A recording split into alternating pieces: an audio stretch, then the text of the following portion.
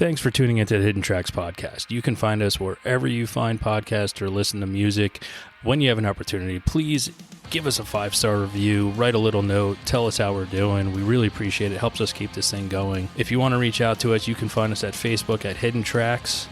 Instagram is at HiddenTracks99, and if you'd like to send in submissions or talk to us or give us any feedback about what we're doing, our email is myhiddentracks99@gmail.com. Thank you so much again for tuning in, and I hope you enjoy the show.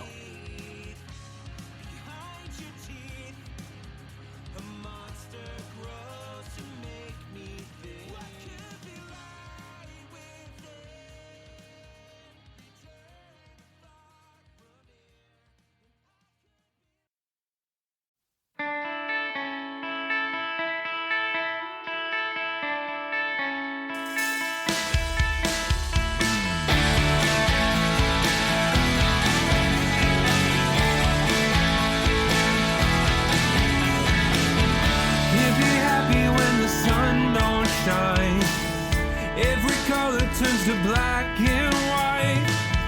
Can't be happy, but I'll have to try not to lose my mind. Waking up in only cloudy skies, every problem being underlined. Always feeling like I'm flying blind when someone cut the line. Stop turning everything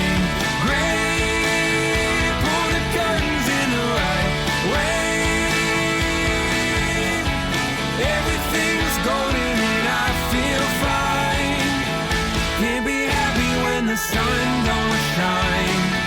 Can't be happy when the sun don't shine.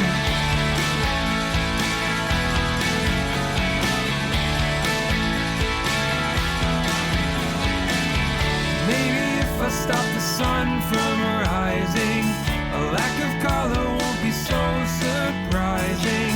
Sit down because you know what you might find. Stop turning everything gray. Pull the curtains in the right way. Everything's golden and I feel fine.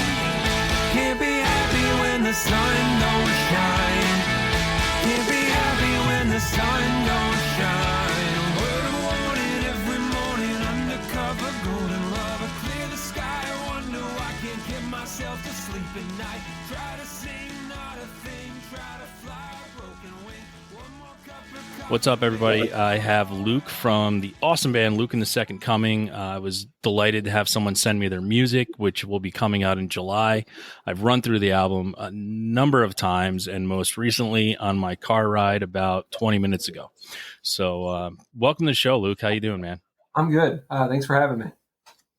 It's our pleasure here at Hidden Tracks to have a band such as yourself where I know many people probably haven't heard the album yet because it's not out, but will be coming out soon. But having the pleasure to listen to something the way I have and finding many different songs that are completely different from one another to just get me all in, I was very excited. So I'm very excited to have you here to talk about it. I'm happy to be here.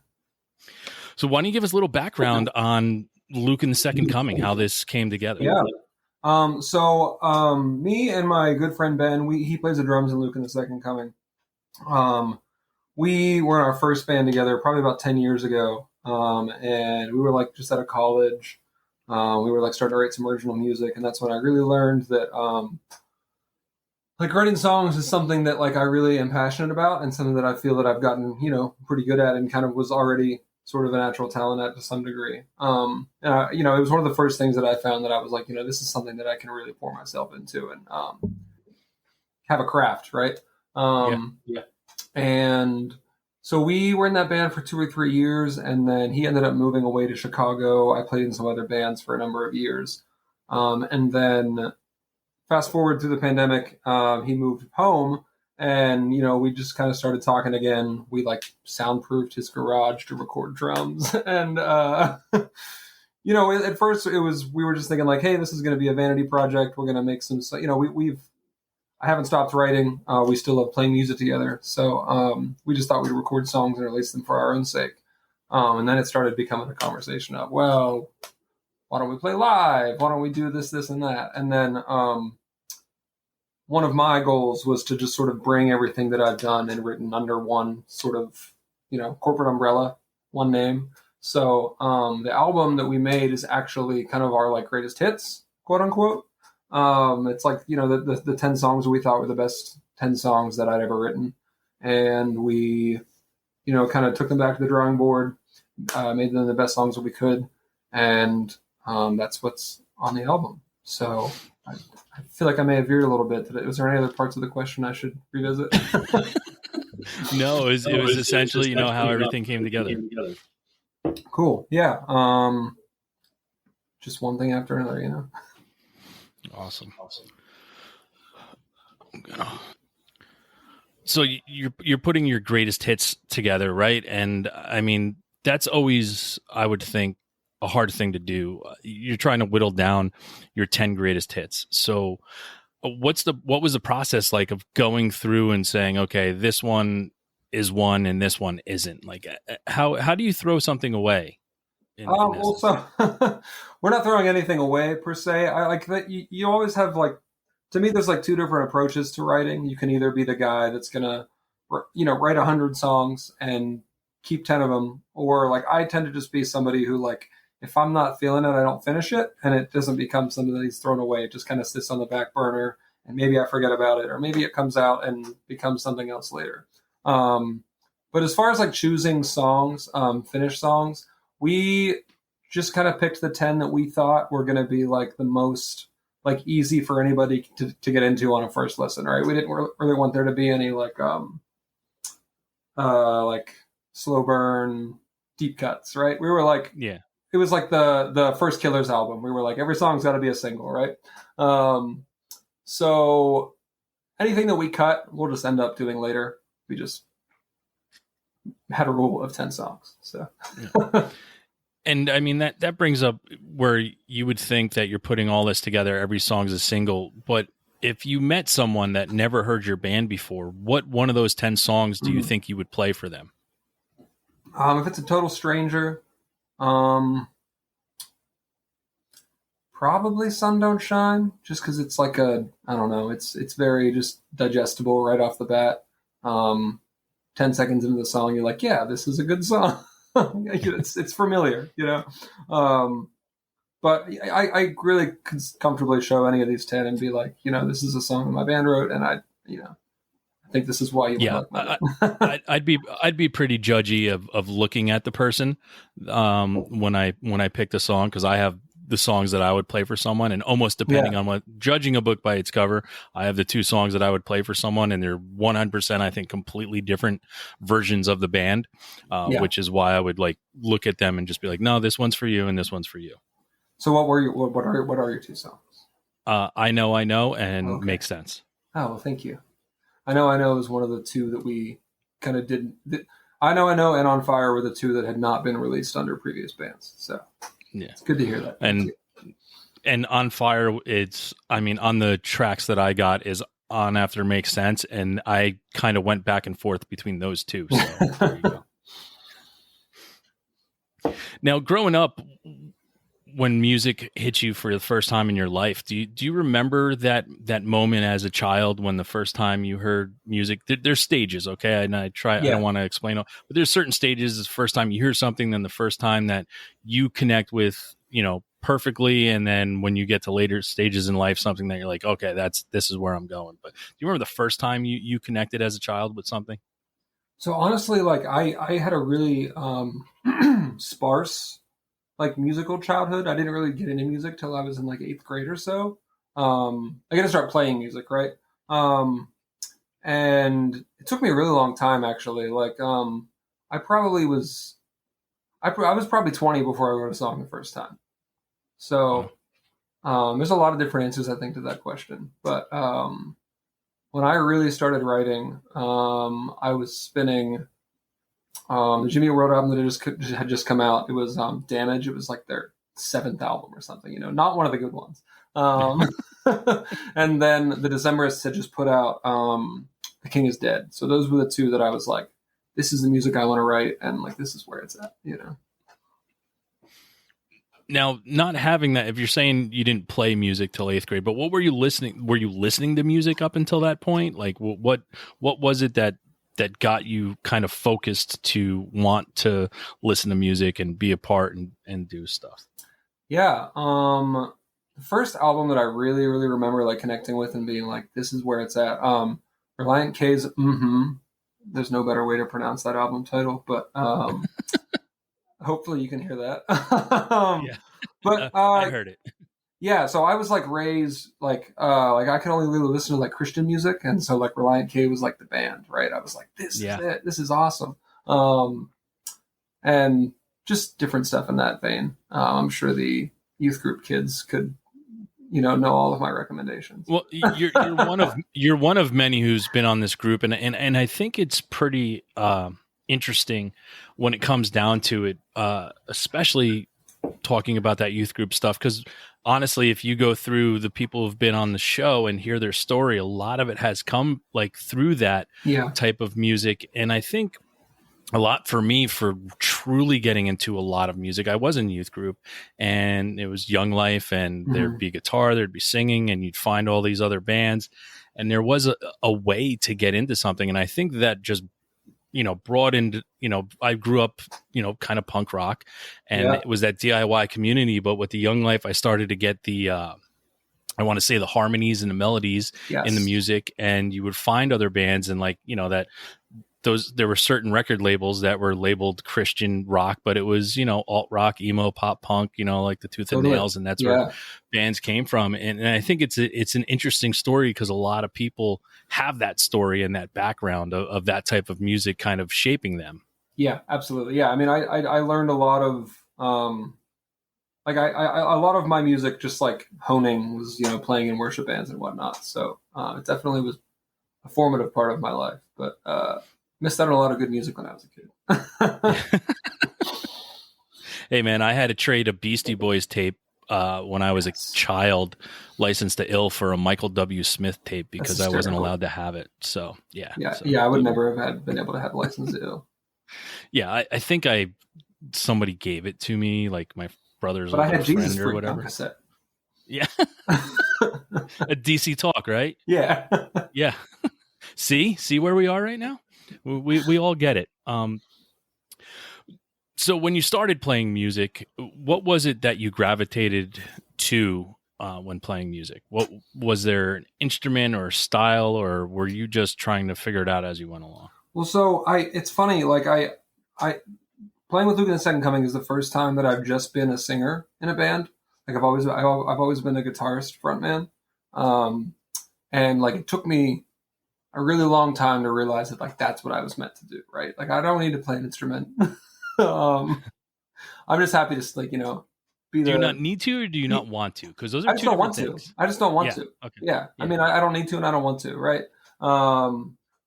When we the first few times we played with the band, we had 6 people on stage, 3 guitarists, and eventually we were just like, yeah, let's get it back in track, right? But I'm sorry, what was the question?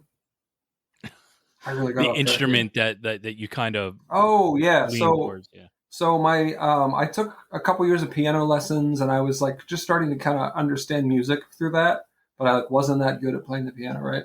And then my piano teacher like took some job in Florida and moved away, and that was the end of that.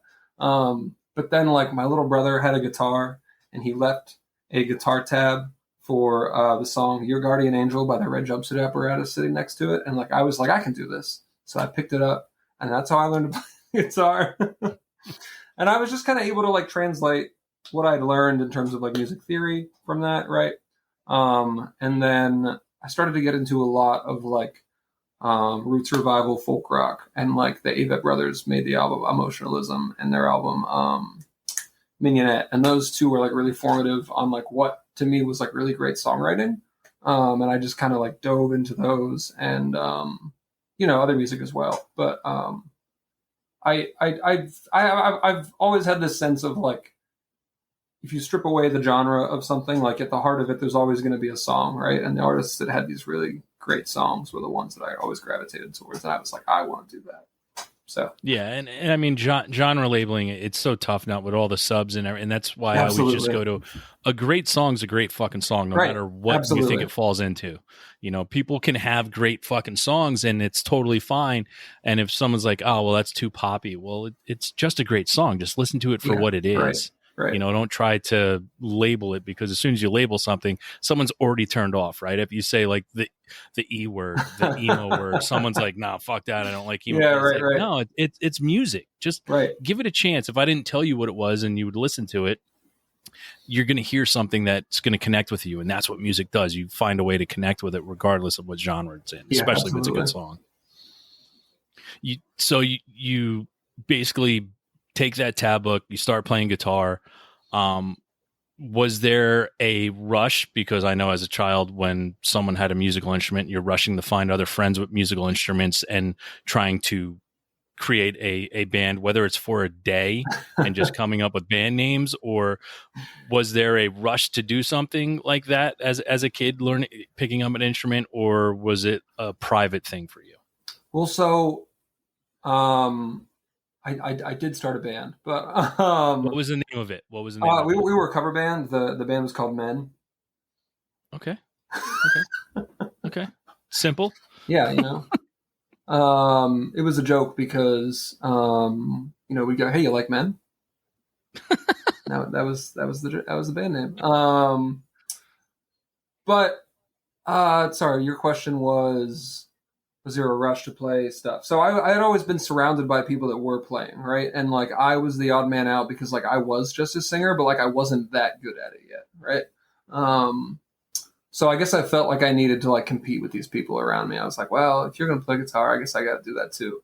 And then, you know, you found your one friend that could already play the drums. You found somebody that could play guitar but couldn't play the guitar that good, so you made him play the bass. And before you know it, you were cranking out Weezer tunes. The easy, and listen, you bring up Weezer, and earlier you said you write 100 songs and you pick the best 10, and that's Rivers' way. That's what he does. Absolutely, dude has a spreadsheet.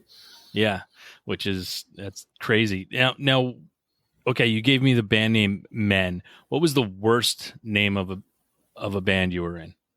That might have been it. Yeah. I've been in some bad bands, but I feel like they always had good names. Yeah, that was probably the worst band name. Okay. I was in a band called One Big Jump. That wasn't a very good band name. Okay, it's not terrible. Listen, we've had some crazy fucking names on here, so I'm sure. You're not. You're fine. When was the first time you performed in front of strangers, and what was that feeling like for you? So we played at our middle school talent show. We actually covered the Switchfoot song "Meant to Live" by Switchfoot, and it was fine. I probably just stood there and sang, so I probably didn't look cool, but I was 15, so I don't think anybody really looked cool. Did you catch a bug from performing, or was it like a thing that you didn't know if you wanted to ever do again? I think I knew I wanted to do it. It's hard to remember that far back. But yeah, that first moment's always tough to try to remember. But you know, performing for the first time it's either going to go well or it's not, and you don't know if you're going to continue. Or I think that's one of the most apprehensive things that you're going to go through. Instead of having a bad show later on in life, you're like, well, that sucked, and then you move on to the next one. Yeah. Actually, I just remembered the kid that was playing guitar in that band. We didn't know what drop D was, so he was just like playing the riff, but like not playing the bottom note because he was like, that doesn't sound right. But well, you're just learning, so. Yeah, I think at that point I was probably just excited to like see all the moving pieces like making a band, right? Like there was no sense of like whether or not it was really that good. You were just like, oh, we're doing it, and like that was cool. So, I think probably when me and Ben started Wilhelm 10 years ago was probably when we were like, there's something we can do here that's like kind of special, right? All right. So, do you going from your first performance, you playing? Do you remember the first concert you ever saw? I think it was like Toby Mac. I wish I could say something cooler, but That's hard. Do you have a favorite show that you've been to? oh, I saw Dawes the other month. That was out of this world. My favorite show I've ever been to. I think the first time I saw the Ava Brothers in like 2011, I was like, "This is the greatest band in the world." They're awesome so, live. Yeah, it's Yeah. one of those two for sure. Yeah, and I've had that moment. I got to see Dawes in like 125 cap room, and it was fucking mind blowing. Seeing Dawes was the first time I've been in the room with the band, and I was just like, I shouldn't be here. Like, these people are too good at this. It's pretty eye opening sometimes, right? When you see a band and you create music, and you're like, what? Yeah, Am I trying to do this? I've just been pretending. Yeah. Yeah. Now, after seeing something like that, and you may have that feeling of why am I doing this? But does that give you like more, lead you to more passion behind the music that you're starting to create and getting out in the world? Yeah, I mean, in some ways, yeah. I you see these people that just like do this like they breathe, like it's like it's so much just what they do that it's just natural to them at this point, and they're not thinking about it, right? And like to me, that is how I want to be a writer, right? I want to write songs. I want to wake up and just like write something, and you're like, wow, that's amazing.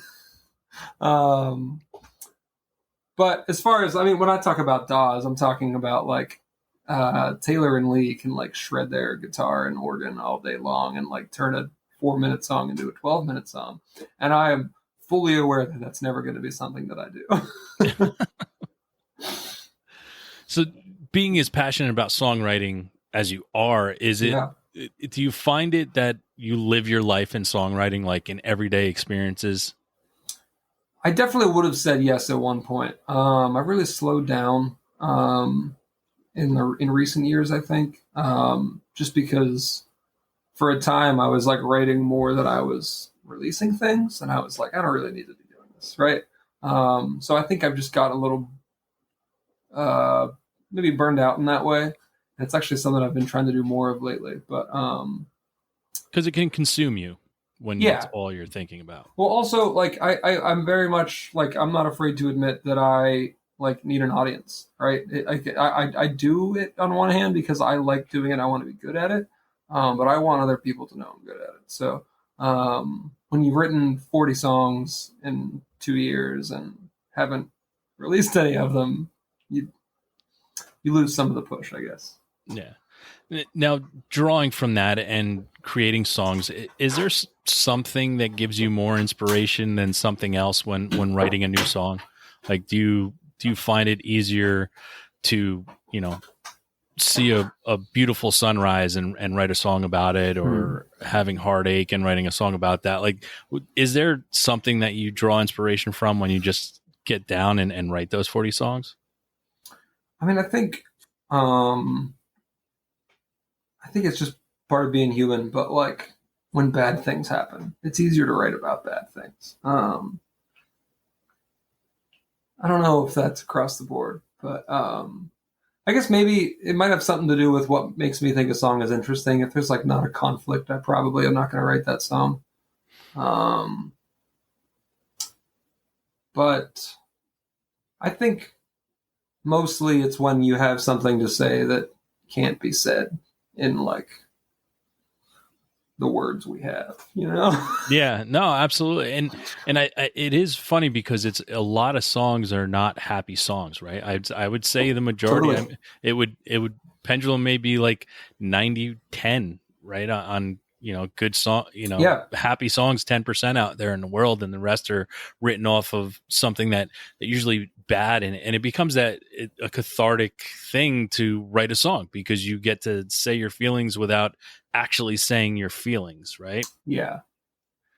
There's this book that I really like. It's called The Name of the Wind. And there's an anecdote in one part of the book when one character says to another character, he says, "Remember, son, a poet is a musician who can't sing because words have to touch a man's mind, And some men's minds are woefully small targets. Well, that is true. So, But music, music has a power of its own. So, well, music is it really is just something. Even if there's no lyrics to it, you can almost feel the lyrics in the tones that are coming. You can write your own song sometimes, right? And you can create something in your head while you're listening to classical music, and it just gives you this feeling of, wow, okay, I can move on now. Right? Yeah, absolutely. Is there a band that you've, in your life that you've always turned to for good or bad, or not finding something that you can listen to, that you just constantly go back to? Like, I don't know what to listen to, but these guys never let me down, so I'm always going to listen to it. Yeah, it goes in phases. Past like couple years, I've been on this most recent Dawes album, Misadventures of Doom Scroller, where like it just has so much, right? But as far as bands that I always go back to, Jimmy Eat World's a big one. Reliant K is a big one. Really anything that Matt Thiessen, the Reliant K guy, touches like is amazing. But I think he just has he has a way of like being kind of silly, but you like also get the like moral of the story out of it. And I really, really appreciate that about him. And do you think that that's you'll always gravitate? Because for me, sometimes it's labels or producers or that just brings me into a category of, looks like this is going to be the rest of my year of listening to all this stuff that someone's touched. Like for a long time for me, it was Brian McTiernan, like anything that he touched. I had a huge Oasis kick for like the past 5 years. Yeah. Yeah. My BDI records just showed up yesterday, so I'm ready for that. I'm sorry. I was like, I have to. Like, I kind of have to. Like, I actually just bought the new Noel Gallagher record today, so I have not listened to it yet. So. And the High Flying Birds? Yes. Yeah. Did you see his most recent comment of someone wanting them to get back together? And what he said? Probably. Which one was that? Who just said it? Now my fucking. Is it about Matt Healy? Yeah, Healy. Yeah. He said like that slack-jawed fuckwit, I think. Yeah. Yeah. That sounds like him. That's why I love those guys. Like, absolutely. I always go back to I'm like, one of the greatest moments in rock and roll is when Liam Gallagher is sitting in the front row of the Unplugged and just heckling his brother on stage. Like that to me, I'm like, that's fucking rock and roll. That's rock so and roll. Awesome. Yeah. That dude breathed it. It's so awesome. Now going. I'm sorry. No. It's totally fine. Did you like Liam's solo stuff? It was okay. He had a couple hits here and there. I just, I know it's what everybody wants, but I'd love to see them like just headline Glastonbury and call it, right? You don't need to make an album. Please, actually, don't make an album, right? No, just one performance, one major last performance that everybody knows. All right, and even you can even put like fucking dividers in between everybody. Right.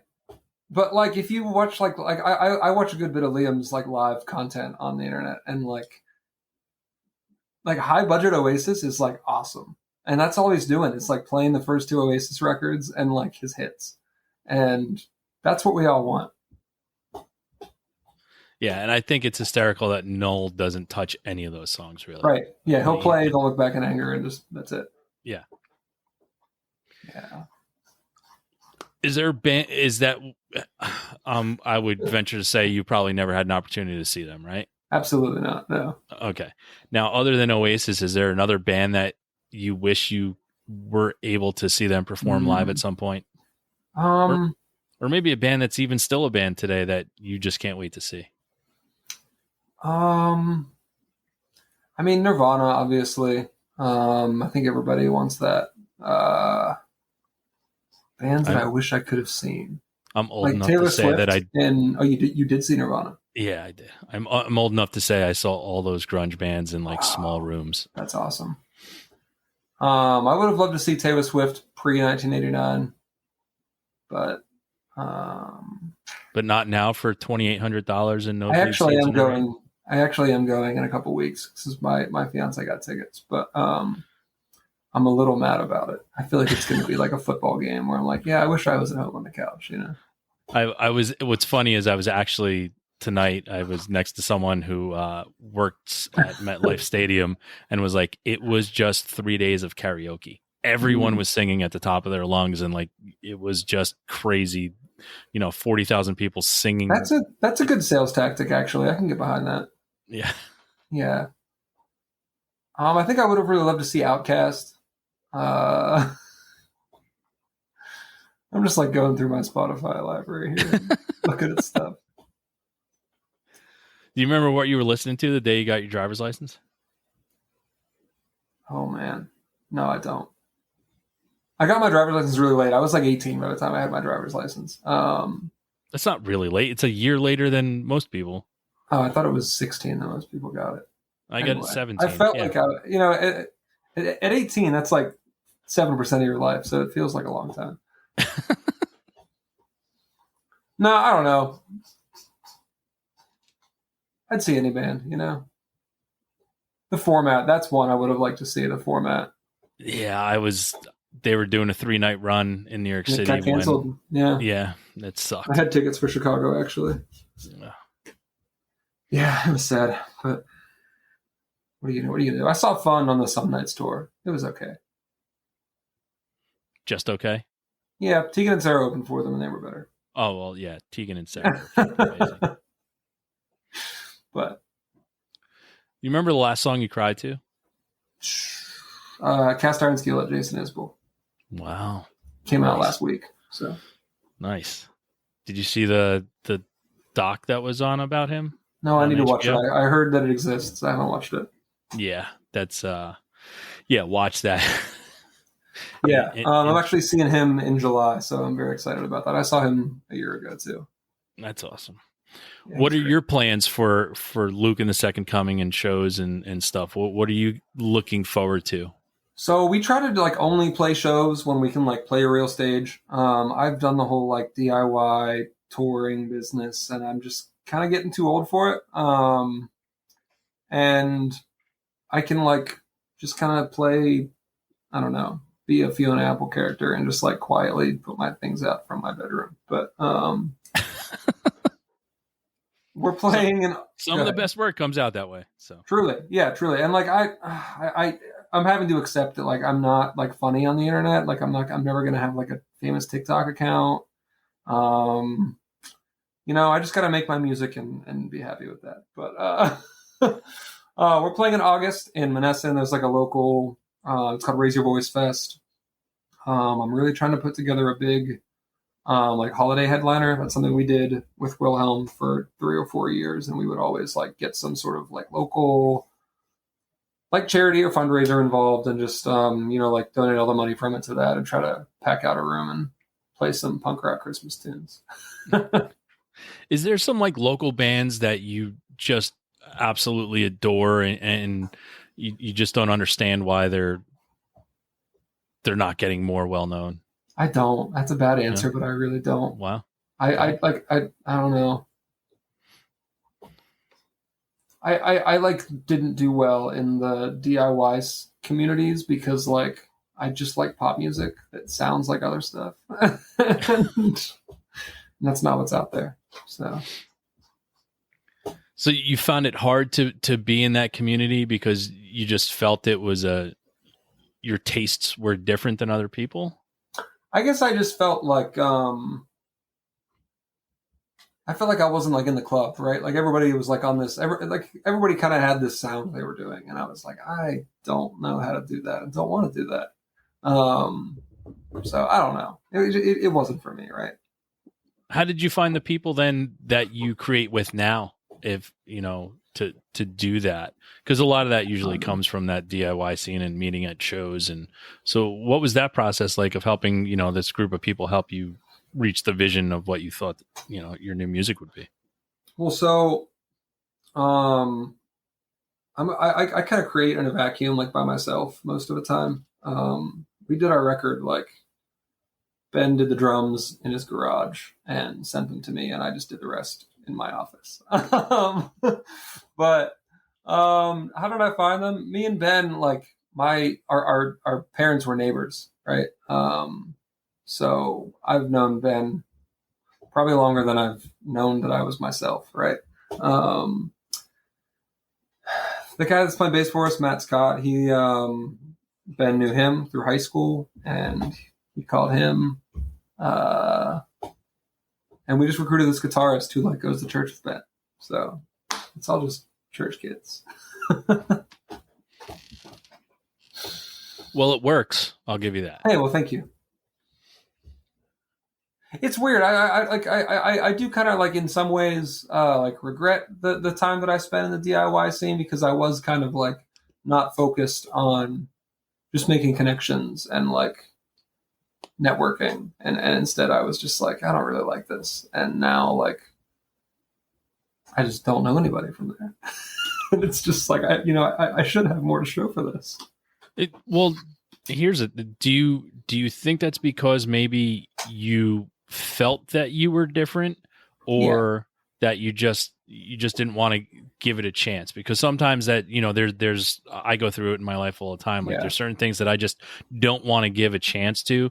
And there's certain times that I'm like, I go into a room and I just feel completely different, and I don't belong. So I just pull away and maybe miss out on missing somebody, that probably I could in some be a ways great friend. It was probably a bit of both.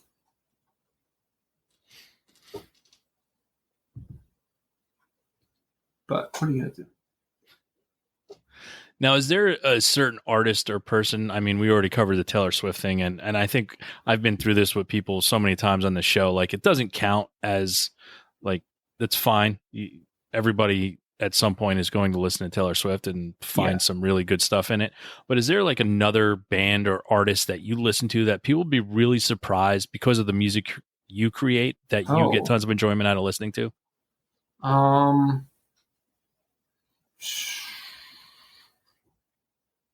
Probably.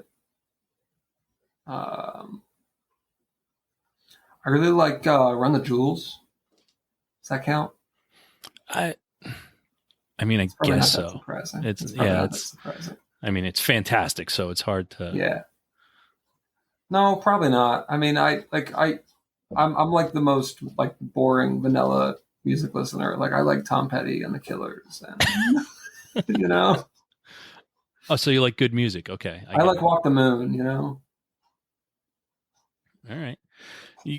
Meteor's going to crash into the earth, and you have 5 minutes left to live, and you have to listen to one song.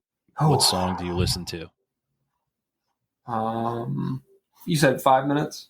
Yeah, 5 minutes.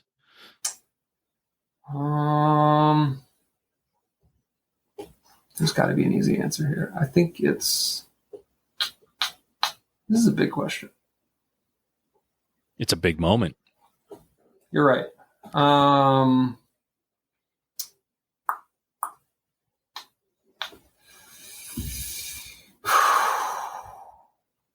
I don't know. What would you listen to? Over the Rainbow, Ray Charles version. You had that at the ready. People ask you this, don't they? People usually do, but it always has been. My thing is, it's always been a thought of mine, and that's also, like when you watch certain movies where it's high fidelity, making a funeral playlist. Like I've done that in my life, so it's I have my answer. I'm at the ready. Yeah. I'm not going to get through the whole song in the 5 minutes. It is going to get cut off, but it's When the Levee Breaks, Led Zeppelin. Okay. Yeah. And that's fine. Yeah. Most people, when you pick a Led Zeppelin song, you're not going to get to the end of it, but that's fine. If you had a theme song for your life, do you know what it would be? Like you walk out in the public, like almost like opening credits of a TV show or something.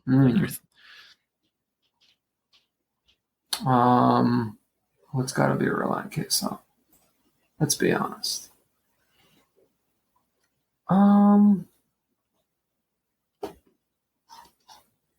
These are big questions.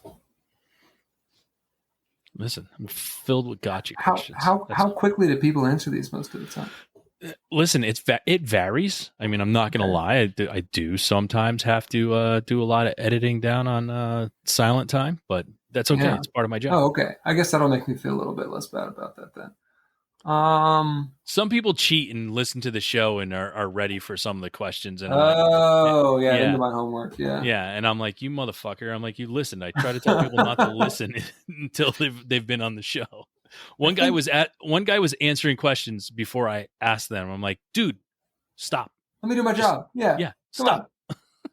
on. I could probably think about this for 2 hours and not have an answer, but I'm going to go with Do You Know What I Mean by Oasis. All right. And now in your life, Good walkout song. Yeah, it's a good walkout song. Music has, for me, and it's different for everybody, but I have certain moments in my life that if music wasn't a part of it, it might not be as memorable, because to me, music is my time machine.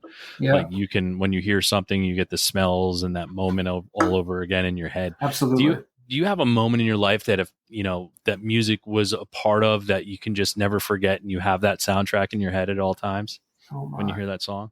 Well, so actually, there's this album by the Weebies, and something. It's the last album they made. It's called Sirens, and something about that record like does that to me and like makes me feel like I'm like 15, but like it wasn't out back then, so I don't know what that's about.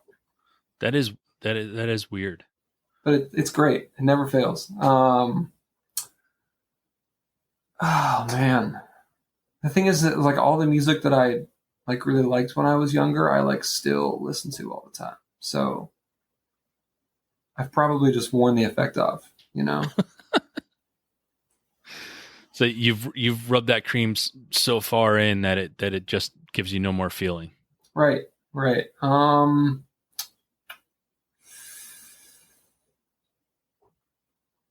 Yeah, I don't know. I don't think I can answer this question actually. Yeah, I don't think you can either. That's I hope you have those moments at times. I bet I haven't listened to it in a while, but I bet Jimmy at World's Clarity would do that to me. Yeah, you think so? Yeah. That was a huge album for me. I remember. It's incredible. Yeah, I remember the first time I heard Lucky Denver Mint when they played it live at a roller skating rink where I saw them. Oh my God. And they're like, yeah, we have a new album coming out. And they played Lucky Denver Mint. They're like, this is the first track that's going to be off of it. And I was like, what is this? Because I was a Static Prevails kid. That's what made me fall in love with Jimmy World. Okay. Yeah. So when I heard that song, I was like, what is this? And then when the album came out, I was like, oh shit. Yeah, it's unbelievable. It's fucking brilliant. Like, wow. There's a few albums that I'm like, how did you make this? What are some of those albums besides Clarity? I mean, that's one of them. By the Way, the Red Hot Chili Peppers. Really? Yeah, By the Way is great. Okay. You don't like it?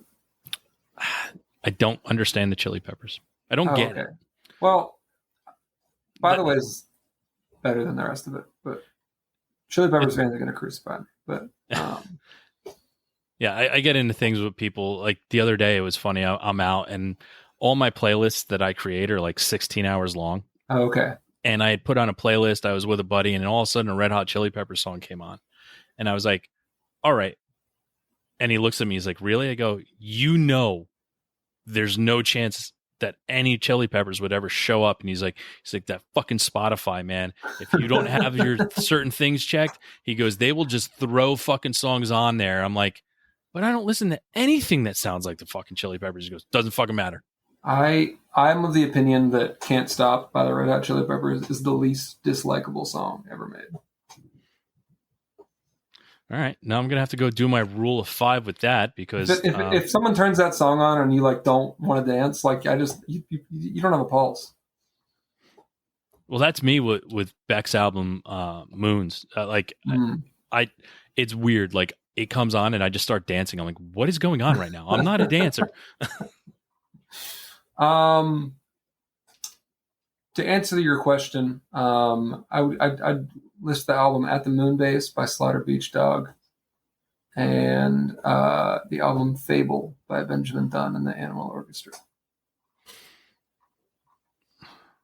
Awesome. And Norman fucking Rockwell. That's a good one.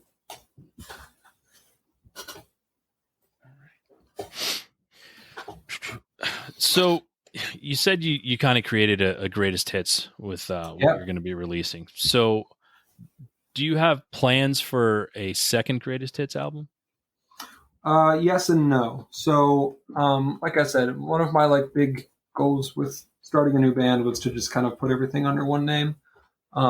So our plans after this, we're gonna do like 2 like Time Machine releases where we gonna do all the songs that we like may at some point want to play in a live show from our old band. And then we're gonna do one of my other band. Between those bands, that band's called Color Show.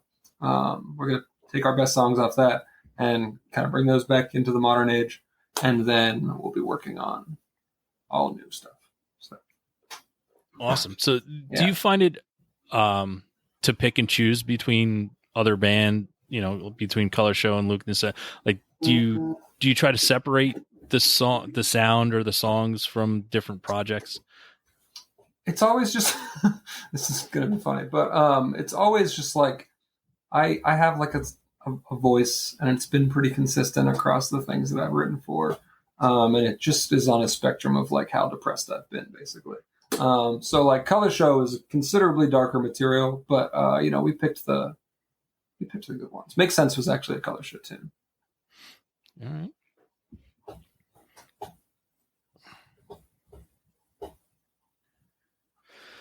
All right. So we've been we experienced, for those of you that won't get the full version of this, some technical difficulties throughout the show. So we will be piecing this together, but I don't want to keep you here forever through those technical difficulties that we worked through. So that's awesome for the listeners, and getting to learn Luke in the Second Coming. But right now, I'd like to, before we move on to our weekly 3 segment, I'd like to give you the opportunity to tell everybody how to find the album when it comes out, how to find everything that you're doing, and keep up to date with Luke in the Second Coming. We'll help you out in that regard on all our socials, but now's the time to tell everybody while they're driving exactly how to find it, so when they stop at a red light, they can start saving stuff. Yeah, so the best thing to do is just go on Spotify or Apple Music, wherever you use to listen to music. Follow Luke and the Second Coming. It's all spelled out. All the words, no ampersands or whatnot. Just Luke and the Second Coming. And you're going to want to follow us on Instagram at L2C Music. It's like Y2K, but L2C at L2C Music. And that's it. All right. Awesome. So you had your phone out before, you were looking at Spotify. You're probably going to want to do that again. We are in our weekly 3 segment. It's 3 things that you're listening to right now that you would like other people to check out. Could be new, could be old, whatever you want. It's not new. The Killers album, Float in the Mirage. Always a hitter. The Dawes album, Misadventures of Doom Scroller. Great stuff. And that third one, I don't know. Wind Up Bird by Matthew Thiessen and the Earthquakes. Nice. Good 3. All right. My 3 for this week. First band is a band called Kerosene Heights. The name of the album is Southeast of Somewhere. Number 2 is a band called Sign Language. The name of the album is Madison and Floral. And number 3 is Webbed Wing. And the name of the album is What's So Fucking Funny. Those are my 3 for this week. Scrambling to save all of these.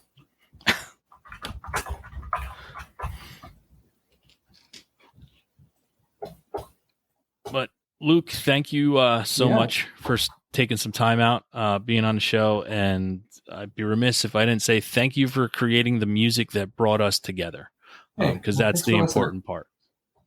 So it's I'm excited for everyone to hear it. I hope everybody enjoys it as much as I have. Being privy to these songs before they are out is pretty cool, and the songs that I've heard I absolutely love, and I can't wait for the Second Coming of Luke and the Second Coming for more stuff. So But thank you again so much for being here. We appreciate what you do as an artist, and we appreciate the music you create, because someone can find some love or something in everything, and music helps you get there. So thank you for putting your heart and soul and your artistry out on the line for people to find, listen to, pick and choose, and do what they want with it. So thank you. Yeah, thanks for listening. Everybody know what time it is now. It's time to go out, listen to Luke and the Second Coming, and have a great fucking time. She looks my way and cracks a smile.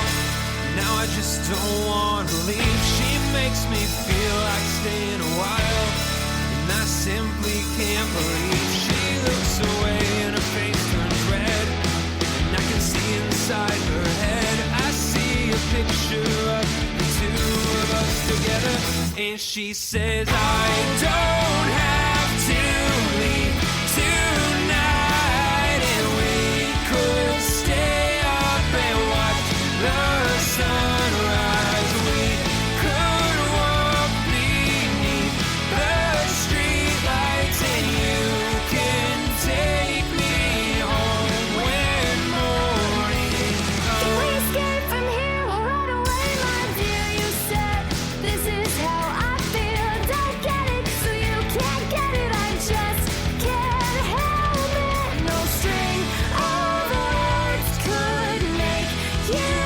understand. And she says we don't have to leave tonight, and we could stay up and watch the sunrise. We could walk beneath the streetlights, and you can take me home when morning comes.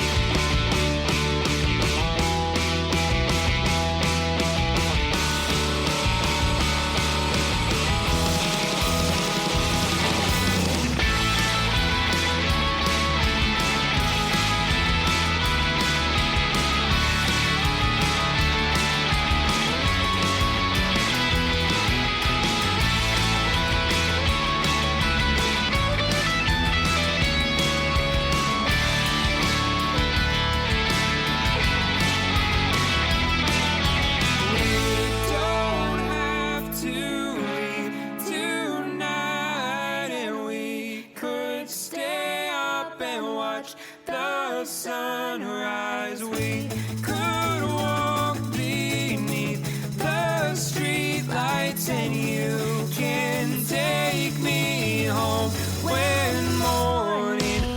We don't have to leave tonight, and we could stay up and watch the sunrise. We could walk beneath the streetlights, and you can take me home when morning comes.